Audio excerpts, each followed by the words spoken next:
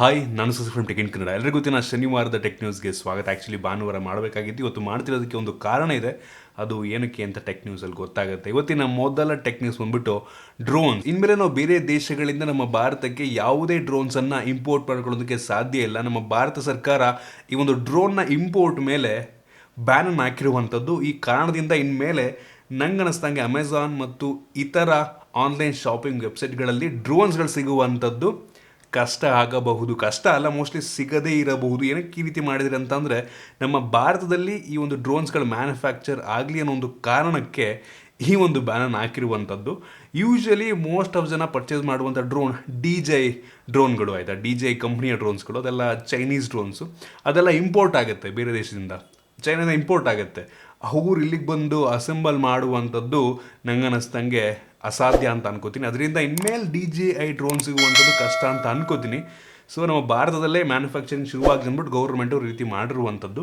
Exception ಕೊಟ್ಟಿದ್ದಾರೆ, ಒಂದು military ಡಿಫೆನ್ಸಿಗೆ ಮತ್ತು ಸೆಕ್ಯೂರಿಟಿ ರೀಸನ್ಸಿಗೆ ಇವ್ನು ಡ್ರೋನ್ಸ್ಗಳನ್ನ ಬೇಕಾದ್ರೆ ಇಂಪೋರ್ಟ್ ಮಾಡ್ಕೊಬೋದು. ಅದು ಡ್ರೋನ್ಸ್ಗಳ ಪ್ಯಾಟ್ರನ್ ಬೇಕಾದರೆ ನೀವು ಇಂಪೋರ್ಟ್ ಮಾಡ್ಕೊಬೋದು. ಅದಕ್ಕೆಲ್ಲ ಎಕ್ಸಮ್ಷನ್ಸ್ ಕೊಟ್ಟಿರುವಂಥದ್ದು. ಸೊ ಇನ್ಮೇಲೆ ನಂಗೆ ಅನ್ನಿಸ್ದಂಗೆ DJI ಡ್ರೋನ್ಸ್ಗಳ ಬೆಲೆ ಇದ್ರೂ ಕೂಡ ಶಾಪಿಂಗ್ ವೆಬ್ಸೈಟ್ಗಳಲ್ಲಿ ಬೆಲೆ ಜಾಸ್ತಿ ಆಗ್ಬೋದು, ಸಿಗದೇ ಇರ್ಬೋದು. ನಿಮ್ಮ ಹತ್ರ ಏನಾದರೂ ಈ ಒಂದು ಡ್ರೋನ್ ಇದೆ ಅಂತಂದ್ರೆ ನೀವೇ ಲಕ್ಕಿ ಅಂತ ಅನ್ಕೊಂಬಿಡಿ. ನೋಡೋಣ ಫ್ಯೂಚರ್ನಲ್ಲಿ ಏನಾಗುತ್ತೆ ಅಂತ. ಬೇರೆ ಯಾವುದಾದ್ರು ನಮ್ಮ ಭಾರತದ ಡ್ರೋನ್ಸ್ಗಳು ಬರ್ತಾವೆ ಹೆಂಗೆ ಅಂತ ಕಾದು ನೋಡಬೇಕಾಗಿದೆ. ಇನ್ನು ಮುಂದಿನ ಟೆಕ್ ನ್ಯೂಸ್ ಬಂದ್ಬಿಟ್ಟು MX Taka Tak, ಈ ಒಂದು ಶಾರ್ಟ್ ವಿಡಿಯೋ ಶೇರಿಂಗ್ ಪ್ಲ್ಯಾಟ್ಫಾರ್ಮ್. ನಂಗೆ ಗೊತ್ತಿಲ್ಲ ನೀವು ಎಷ್ಟು ಜನ ಯೂಸ್ ಮಾಡ್ತಿದ್ದೀರಾ ಅಂತ. ಇದೀಗ ಈ ಒಂದು ಪ್ಲ್ಯಾಟ್ಫಾರ್ಮನ್ನು ShareChat ಅವರು ಟೇಕ್ ಓವರ್ ಮಾಡಿರುವಂಥದ್ದು, ಪರ್ಚೇಸೇ ಮಾಡಿಬಿಟ್ಟವ್ರೆ ಸುಮಾರು $600 ಮಿಲಿಯನ್. $600 ಮಿಲಿಯನ್ ಅಂದರೆ ಕಡಿಮೆ ದುಡ್ಡಲ್ಲ, ಆಯಿತಾ, ಕ್ರೇಜಿ ದೊಡ್ಡ ಅಮೌಂಟು. ಸೊ ಕಂಪ್ಲೀಟ್ ಈ ಒಂದು MX Taka Tak ಪರ್ಚೇಸ್ ಮಾಡಿಬಿಟ್ಟಿದ್ದಾರೆ. ಸೊ ಬೆಂಕಿ ವಿಷಯ. ಉಳ್ಕೊಂಡಿರುವಂಥದ್ದು ಒಂದೇ ಜೋಶ್ ಅಂತ ಇದೆಯಲ್ಲ, ಡೈಲಿ 8 ಅವ್ರದ್ದು, ಅದು ಒಂದೇ ಉಳ್ಕೊಂಡಿರೋದು. ಅದನ್ನು ಟೇಕ್ ಓವರ್ ಮಾಡಿಬಿಟ್ರೆ ತಗೋ ಇರೋಬರ ಎಲ್ಲ ಶಾರ್ಟ್ ವೀಡಿಯೋ ಶೇರಿಂಗ್ ಪ್ಲಾಟ್ಫಾರ್ಮ್ ಒಬ್ರದ್ದೇ ಆಗಿಬಿಡುತ್ತೆ. ಈ ಟಿಕ್ಟಾಕ್ ಬ್ಯಾನ್ ಆದಮೇಲೆ ಇರೋಬರ ಅವೆಲ್ಲ ಉಟ್ಕೊಂಡ್ವು. ಸೊ ಇದೀಗ ನೋಡ್ಬೋದು MX Taka Tak ಒಳ್ಳೆ ದುಡ್ಡನ್ನು ಮಾಡ್ಕೊಂಡ್ರು. ಟೈಮ್ಸ್ ಗ್ರೂಪ್ ಅವ್ರದ್ದು.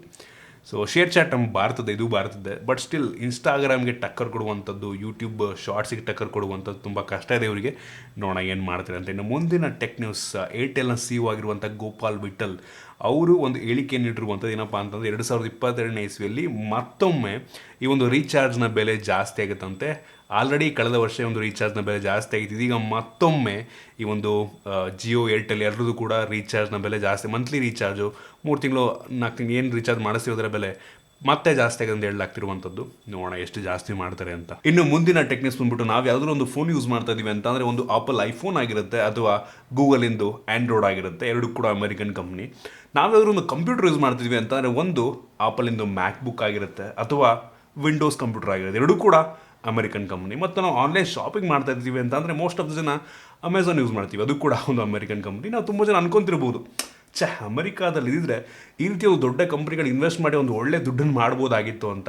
ನೀವೇನು ತಲೆ ಕೆಡಿಸ್ಕೊಳ್ಳೋಂಥ ಅವಶ್ಯಕತೆ ಇಲ್ಲ. ಕಳೆದ ಟೆಕ್ ನ್ಯೂಸಲ್ಲೂ ಕೂಡ ಹೇಳಿದ್ದೆ, INDmoney ಅಪ್ಲಿಕೇಶನ್ ಮುಖಾಂತರ ಯಾವುದೇ ಬ್ರೋಕರೇಜ್ ಇಲ್ಲದೆ, ಯಾವುದೇ ಕಮಿಷನ್ ಇಲ್ಲದೆ, ಯಾವುದೇ ಅಕೌಂಟ್ ಓಪನಿಂಗ್ ಫೀಸ್ ಇಲ್ಲದೆ ಆರಾಮಾಗಿ ಅಮೆರಿಕನ್ ಸ್ಟಾಕ್ಸ್ಗೆ ಇನ್ವೆಸ್ಟ್ ಮಾಡ್ಬೋದು. ಮತ್ತು ನಾವು ಕಂಪ್ಲೀಟ್ ಸ್ಟಾಕನ್ನು ಪರ್ಚೇಸ್ ಮಾಡೋ ಅವಶ್ಯಕತೆ ಇಲ್ಲ. ಫ್ರ್ಯಾಕ್ಷನ್ ಆಫ್ ಅ ಸ್ಟಾಕನ್ನು ಬೇಕಾದ್ರೆ ಪರ್ಚೇಸ್ ಮಾಡ್ಬೋದು. ಫಾರ್ ಎಕ್ಸಾಂಪಲ್, ಒಂದು ಸ್ಟಾಕ್ನ ಬೆಲೆ 1 ಲಕ್ಷ ಇದೆ ಅಂತ ಅಂದರೆ 1 ಲಕ್ಷ ಕೊಟ್ಟು ಇನ್ವೆಸ್ಟ್ ಮಾಡೋ ಅವಶ್ಯಕತೆ ಇಲ್ಲ.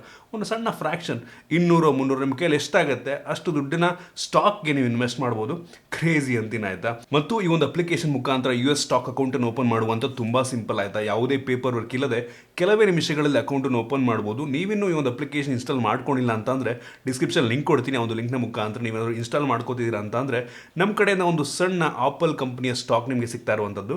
ಕಳೆದ ಬಾರಿ ಟೆಸ್ಲಾ ಮತ್ತು ಗೂಗಲ್ ಸ್ಟಾಕ್ ಕೊಟ್ಟಿದ್ವು, ಈ ಬಾರಿ ಆಪಲ್ ಸ್ಟಾಕು. ಆ ಒಂದು ಲಿಂಕ್ನಾದರೂ ಯೂಸ್ ಮಾಡ್ಬೋದು ಅಥವಾ TIK ಆಪಲ್ ಅನ್ನೋ ಒಂದು ಕೋಡ್ನ ಬೇಕಾದ್ರೂ ಯೂಸ್ ಮಾಡ್ಕೊಂಡು ಇನ್ಸ್ಟಾಲ್ ಮಾಡ್ಕೊಳ್ಳಿ. ಅದಷ್ಟೇ ಅಲ್ಲ, ಈ ಒಂದು ಅಪ್ಲಿಕೇಶನ್ ಮುಖಾಂತರ ನೀವು ಯಾವಾಗ ನಿಮ್ಮ ಫಸ್ಟ್ ಇನ್ವೆಸ್ಟ್ಮೆಂಟನ್ನು ಮಾಡ್ತೀರಾ ಆಗ ನಿಮಗೆ $300 ನೆಟ್ಫ್ಲಿಕ್ಸ್ ಸ್ಟಾಕ್ಸನ್ನು ಉಚಿತವಾಗಿ ನೀಡಲಾಗುತ್ತೆ. ಜೊತೆಗೆ ಅಪ್ ಟು $10,000 ತನಕ ಕೂಡ ನೆಟ್ಫ್ಲಿಕ್ಸ್ ಸ್ಟಾಕ್ಸನ್ನು ವಿನ್ ಆಗುವಂಥ ಸಾಧ್ಯತೆ ಇರುತ್ತೆ. ಸೊ ನೀವು ಲಕ್ಕಿ ಆಗಿದ್ದೀರಾ ಅಂದರೆ ನಿಮಗೂ ಕೂಡ ಸಿಗ್ಬೋದು. ಸೊ ಒಂದ್ಸಲ ಟ್ರೈ ಮಾಡಿ ನೋಡಿ. ಇನ್ನು ಮುಂದಿನ ಟೆಕ್ನಿಕ್ಸ್ ಬಂದ್ಬಿಟ್ಟು, ಬಿಹಾರದಲ್ಲಿ ಒಬ್ಬ ಭಿಕ್ಷೆ ಬೇಡುವಂಥ ವ್ಯಕ್ತಿ ಕುತ್ತಿಗೆಗೆ QR ಕೋಡ್ನ, ಫೋನ್ಪೇ, ಪೇಟಿಎಮ್ ಇಂದು QR ಕೋಡನ್ನು ಇಟ್ಕೊಂಡು ಭಿಕ್ಷೆ ಬೇಡ್ತಾ ಇದ್ರಂತ, ಆಯ್ತಾ. ಸೊ ಇದೀಗ ಆ ಒಂದು ಫೋಟೋ ಟ್ವಿಟರ್ನಲ್ಲಿ ಫುಲ್ಲು ವೈರಲ್ ಆಗಿತ್ತು. ಅದೇ ನೋಡ್ಬೋದು ಎಷ್ಟು ಡಿಜಿಟಲೈಸ್ ಆಗ್ತಾಯಿದೆ ನಮ್ಮ ಭಾರತ ಅನ್ನೋದಕ್ಕೆ ಈ ರೀತಿ ಯಾರೊಬ್ಬರು ಶೇರ್ ಮಾಡಿದರು. ಸೊ ಗಮನಿಸ್ತಾ ಇದ್ದಾರೆ ಫೋಟೋನ. ಬೆಂಕಿ ವಿಷಯ ಇನ್ಮೇಲೆ ಮೋಸ್ಟ್ಲಿ ಕಾಮನ್ ಆಗುತ್ತೆ ನಮ್ಮ ಕರ್ನಾಟಕದಲ್ಲೂ ಸಹ, ಬೆಂಗಳೂರಲ್ಲೂ ಸಹ, ಎಲ್ಲ ಕಡೆಯೂ ಸಹ ಈ ರೀತಿ ಭಿಕ್ಷೆ ಬಿಡುವಂಥವ್ರು ಈ ಸ್ಕ್ಯಾನ್ ಹಾಕೊಂಡ್ರು ಕೂಡ ನಾವು ಆಶ್ಚರ್ಯ ಪಡಬೇಕಾದದ್ದಿಲ್ಲ ಅಂತ ಅನ್ಕೋತೀನಿ. ನೋಡೋಣ. ಇನ್ನೊಂದು ಕ್ರೇಜಿ ನ್ಯೂಸ್ ಏನಪ್ಪ ಅಂತಂದರೆ Samsung Galaxy S22 series already launch ಆಗಿರುವಂಥದ್ದು.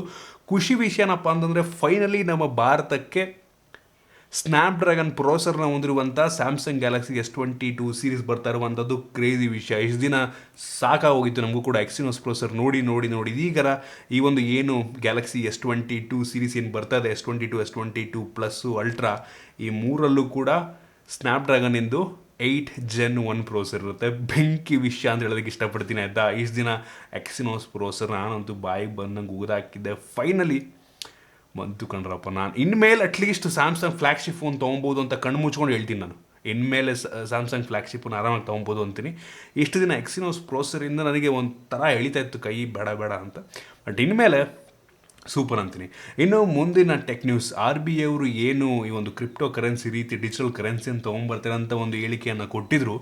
ಅದು ನನಗನ್ನಿಸ್ದಂಗೆ ಕ್ರಿಪ್ಟೋ ಕರೆನ್ಸಿ ಆಗಿರೋದಿಲ್ಲ ಅಂತ ನನಗೆ ಅನ್ನಿಸ್ತಾ ಇದೆ. ಯಾಕೋ ಈ ಒಂದು RBI ಅವರು ನೀಡಿರುವಂಥ ಹೇಳಿಕೆ ಪ್ರಕಾರ ಇದೊಂದು ಜಸ್ಟ್ ಡಿಜಿಟಲ್ ವಾಲೆಟ್ ಆಗಿರುತ್ತೆ. Paytm ರೀತಿ ಒಂದು ಡಿಜಿಟಲ್ ವಾಲೆಟ್ ಆಗಿರುತ್ತೆ ಅಷ್ಟೇ ಆಯಿತಾ. ಅದು ಗೌರ್ಮೆಂಟ್ನವ್ರು ಲಾಂಚ್ ಮಾಡ್ತಾರೆ. ಅದು ಕ್ರಿಪ್ಟೋ ಕರೆನ್ಸಿ ರೀತಿ ನನಗೆ ಅನಿಸ್ದಂಗೆ ಟ್ರೇಡ್ ಮಾಡ್ಬೋದು, ಅದ್ರ ಬಗ್ಗೆ ನನಗೆ ಯಾಕೋ ಡೌಟ್ ಇದೆ. ಸೊ ಟ್ರೇಡಿಂಗು ಇವೆಲ್ಲ ನನಗನ್ನಿಸ್ದಂಗೆ ಇರಲ್ಲ ಅಂತ ಅನ್ನಿಸ್ತಾ ಇದೆ. ಕಾದು ನೋಡೋಣ ಏನಾಗುತ್ತೆ ಅಂತ. ಈಗಲೇ ಏನು ಹೇಳೋದಕ್ಕೆ ಸಾಧ್ಯ ಅಲ್ಲ. ಇನ್ನು ಮುಂದಿನ ಟೆಕ್ ನ್ಯೂಸ್, ಇವತ್ತು ನಾನು ಶನಿವಾರ ಟೆಕ್ ನ್ಯೂಸ್ ಮಾಡ್ತಿರೋದಕ್ಕೆ ಇದೇ ಕಾರಣ. ಏನಕ್ಕೆ ಅಂದರೆ ನಾಳೆ ರೆಡ್ಮಿ ಸ್ಮಾರ್ಟ್ ಬ್ಯಾಂಡ್ ಪ್ರೋ, ಈ ಒಂದು ರೆಡ್ಮಿ ಬ್ಯಾಂಡ್ ಲಾಂಚ್ ಆಗ್ತಿರುವಂಥದ್ದು. ನಾಳೆ ಇದನ್ನು ಅನ್ಬಾಕ್ಸ್ ಮಾಡ್ತಾ ಇದ್ದೀನಿ. ಸೊ ಕರೆಕ್ಟಾಗಿ ಮೋಸ್ಟ್ಲಿ 12 ಗಂಟೆ ಅನ್ಕೋತೀನಿ. ಸೊ ಆಗ ಅನ್ಬಾಕ್ಸ್ ಆಗುತ್ತೆ. ಸೊ ಯಾರು ಕೂಡ ಮಿಸ್ ಮಾಡ್ಕೊಂಬಿಡಿ. ಬೆಂಕಿದೆ ಸ್ಮಾರ್ಟ್ ವಾಚ್ ಮಾತ್ರ. 3,500 ರೂಪಾಯಿಗೆ ಒಂದು ವಾಚ್ ಲಾಂಚ್ ಆಗಿರುವಂಥದ್ದು. ಬ್ಯಾಂಡ್ ವಾಚ್ ಅಂತಿರೋ ದೊಡ್ಡದಾಗಿದೆ ಡಿಸ್ಪ್ಲೇ ಒಟ್ಟಿಗೆ, ಸಖತ್ತಾಗಿದೆ. ಸೊ ನಾಳೆ ಮಿಸ್ ಮಾಡ್ಕೊಂಬೇಡಿ. ಫೀಚರ್ಸ್ ಎಲ್ಲ ತುಂಬ ಚೆನ್ನಾಗಿರುವಂಥದ್ದು. ನೋಡಿ, ಪರ್ಚೇಸ್ ಮಾಡಬೇಕು ಅಂತಿರೋರಿಗೆ ಒಂದು ಒಳ್ಳೆಯ ಒಂದು ಬ್ಯಾಂಡ್ ಆಗಬಹುದು. ಇನ್ನು ಮುಂದಿನ tech news, Infinix Zero 5G ಇದು ಕೂಡ ನಂಗೆ ಅನ್ನಿಸ್ತಂಗೆ 14ನೇ ತಾರೀಕು ಲಾಂಚ್ ಆಗ್ತಾಯಿದೆ ಅಂತ ಅನ್ಕೋತೀನಿ. ಇದು ಇನ್ಫಿನಿಕ್ಸ್ Zero 5G ಬೆಂಕಿ ಫೋನ್ ಗುರು, ಸಖತ್ತಾಗಿದೆ. ವ್ಯಾಲೆಂಟೈನ್ಸ್ ಡೇ ದಿನ ಈ ಒಂದು ಫೋನ್ ಲಾಂಚ್ ಆಗ್ತಾ ಇರುವಂಥದ್ದು 14ನೇ ತಾರೀಕು. ನಾನಂತೂ ಹೆವಿ ಎಕ್ಸೈಟ್ ಆಗಿದ್ದೀನಿ ಆಯಿತಾ. ಬೆಂಕಿ ಅಂದರೆ ಬೆಂಕಿ ಫೋನ್. ಎಷ್ಟಕ್ಕೆ ಲಾಂಚ್ ಆಗ್ಬೋದು ಅನ್ನೋದು ಕೂಡ ಆಲ್ರೆಡಿ ಗೆಸ್ತಿದೆ. ಸುಮಾರು ಒಂದು 20,000 ರೇಂಜಲ್ಲಿ ಲಾಂಚ್ ಆಗ್ಬೋದು ಅಂತ ಅನ್ಕೋತೀನಿ. ಬಟ್ ಸ್ಟಿಲ್ ಸ್ಪೆಸಿಫಿಕೇಷನ್ ಒಂದು ಸಕ್ಕತ್ತಾಗಿದೆ. ವೆಯ್ಟ್ ಮಾಡಿ, ಇದನ್ನು ಕೂಡ ಅನ್ಬಾಕ್ಸ್ ಮಾಡ್ತೀನಿ. ಇನ್ನು ಮುಂದಿನ tech news, Realme 9 Pro series February 16ನೇ ತಾರೀಕು, 2 ದಿನ. ಈ ಇನ್ಫಿನಿಕ್ಸ್ ಲಾಂಚ್ ಆಗಿ 2 ದಿನಕ್ಕೆ ಲಾಂಚ್ ಆಗ್ತಾ ಇರುವಂಥದ್ದು. ಸೊ ಪ್ರೋ ಪ್ಲಸ್ ಬರ್ತಾ ಇರುವಂಥದ್ದು. ಇದು ಕೂಡ ಅನ್ಬಾಕ್ಸ್ ಮಾಡ್ತೀನಿ. ಆಲ್ರೆಡಿ ಒಂದು ಫೋನ್ ಅಂತಿದೆ, ಇದಕ್ಕೂ ಕೂಡ ಹೆವಿ ಎಕ್ಸೈಟ್ ಆಗಿದ್ದೀನಿ. ಬಟ್ ಈ ರಿಯಲ್ಮಿ 9 Pro ನನಗನ್ನಿಸಂಗೆ ಬೆಲೆ ಸ್ವಲ್ಪ ಜಾಸ್ತಿಗೆ ಲಾಂಚ್ ಆಗಬಹುದು ಅಂತ ಅನ್ನಿಸ್ತಾ ಇರುವಂಥದ್ದು. ಕಾದು ನೋಡೋಣ. ಮೋಸ್ಟ್ಲಿ 20,000 to 25,000 ರೇಂಜ್ ಅಂತ ಅನ್ಕೋತೀನಿ. ಬೆಲೆ ಹೆವಿ ಜಾಸ್ತಿ ಮಾಡೋ ಚಾನ್ಸಸ್ ತುಂಬ ಇದೆ. ಮತ್ತು iQoo 9 ಸೀರೀಸ್ ಫೈನಲ್ಲಿ ಇದೇ ತಿಂಗಳು 23ನೇ ತಾರೀಕು iQoo 9 ಸೀರೀಸ್ ನಮ್ಮ ಭಾರತಕ್ಕೆ ಬರ್ತಾ ಇರುವಂಥದ್ದು. ಎಷ್ಟು ಫೋನ್ಗಳು ಗುರು ಈ ಮಂತು ಫೆಬ್ರವರಿನ ಅಂದ್ಕೊಂಡಿರಲಿಲ್ಲ ಎಷ್ಟೊಂದು ಫೋನ್ ಲಾಂಚ್ ಆಗ್ತವೆ ಅಂತ. ಕ್ರೇಜಿ ಅಂದರೆ ಕ್ರೇಜಿ ಫೋನ್ಗಳಲ್ಲಿರುವಂಥದ್ದು. ಇದು ಕೂಡ ಬೆಂಕಿ ಸ್ಪೆಸಿಫಿಕೇಷನ್ ಗೇಮಿಂಗ್ ಫೋನು. ಇದು ಕೂಡ 8 Gen 1 ಪ್ರೊಸೆಸರ್ನೊಂದಿಗೆ ಬರುತ್ತೆ. ಸಕಲಾಗಿರುವಂಥದ್ದು. iQoo 9, iQoo 9 Pro, iQoo 9 SE ಅಂತ 3 ಫೋನ್ ಮೋಸ್ಟ್ ಲಾಂಚ್ ಆಗ್ಬೋದು. ಗೊತ್ತಿಲ್ಲ ಸ್ಟಾರ್ಟಿಂಗ್ ಎಷ್ಟು ಮಾಡ್ತಾರೆ ಅಂತ. ಇದಕ್ಕೂ ಕೂಡ ಹೆವಿ ಎಕ್ಸೈಟ್ ಆಗಿದ್ದೀನಿ. ಫೆಬ್ರವರಿ ಅಂತೂ ಬೆಂಕಿ ಫೋನ್ಸ್ಗಳ ಸುರಿಮಳನೇ ಆಗ್ತಾ ಇದೆ. ಇದಿಷ್ಟು ಇವತ್ತಿನ ಟೆಕ್ ನ್ಯೂಸ್. ನಿಮಗೆ ಇವತ್ತಿನ ಟೆಕ್ ನ್ಯೂಸಲ್ಲಿ ಕೆಲವೊಂದು ಹೊಸ ಇನ್ಫಾರ್ಮೇಷನ್ ತಿಳ್ಕೊಂಡಿದ್ದೀರಾ ಅಂತ ಅನ್ಕೋತೀನಿ. ಮತ್ತು ನೀವಿನ್ನೂ INDmoney ಅಪ್ಲಿಕೇಶನ್ ಯೂಸ್ ಮಾಡಿಲ್ಲ ಅಂದರೆ, ಹೊಸ ಇನ್ವೆಸ್ಟರ್ ಆಗಿದ್ದೀರಾ ಅಂದರೆ, ಅಮೆರಿಕಾ ಸ್ಟಾಕ್ಸ್ಗಳಿಗೆ ಇನ್ವೆಸ್ಟ್ ಮಾಡಬೇಕು ಅಂತ ಯೋಚನೆ ಮಾಡ್ತಾ ಇದ್ದೀರಾ ಅಂತಂದರೆ ಒಂದ್ಸಲ ಟ್ರೈ ಮಾಡಿ ನೋಡಿ. ಟ್ರೈ ಮಾಡೋದ್ರಲ್ಲಿ ಲಾಸ್ ಏನೂ ಇಲ್ಲ. ಸೊ ಈ ಒಂದು ವಿಡಿಯೋ ಇಷ್ಟ ಆಗಿದ್ರೆ, ಯೂಸ್ಫುಲ್ ಆಗಿದ್ರೆ ಲೈಕ್ ಮಾಡಿ, ಶೇರ್ ಮಾಡಿ. ಇದೇ ರೀತಿ ನಮ್ಮ ಬೇರೆ ವಿಡಿಯೋಗಳಿಗೆ ನಮ್ಮ tech in Kannada YouTube subscribe ಮಾಡ್ಕೊಂಡಿಲ್ಲ ಅಂತ ಅಂದರೆ ಈಗಲೇ ಸಬ್ಸ್ಕ್ರೈಬ್ ಮಾಡೋದು, ಬೆಲ್ ಐಕಾನ್ ಕೂಡ ಕ್ಲಿಕ್ ಮಾಡ್ಬೋದು. ಸಿಗೋಣ ಮುಂದಿನ